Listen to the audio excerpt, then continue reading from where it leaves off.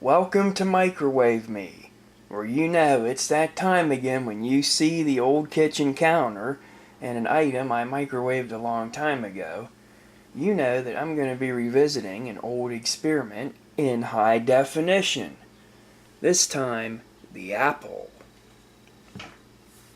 For some reason, this fairly boring experiment, which was one of my earlier ones done back when I was still doing boring experiments, has proven to be fairly popular, so because I'm hungry, I'm going to revisit it in HD. And here's the microwave. In goes the apple. Let's close it up. Turn off the lights and let's get started. How long? 2 minutes probably. Just like last time.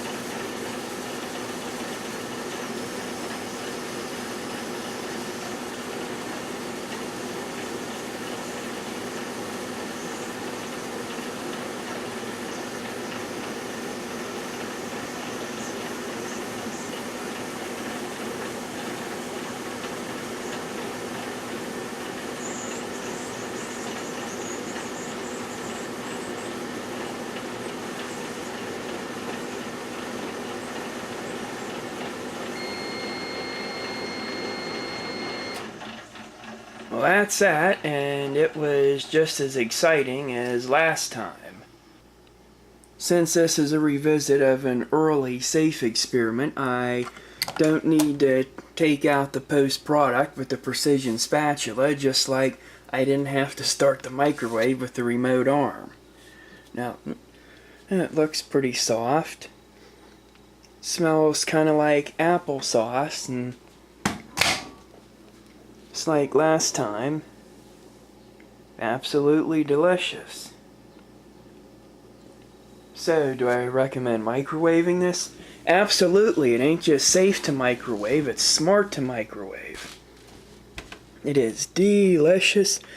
Something that you absolutely should do. I'm going to upgrade this from a good idea to a great idea. Do it.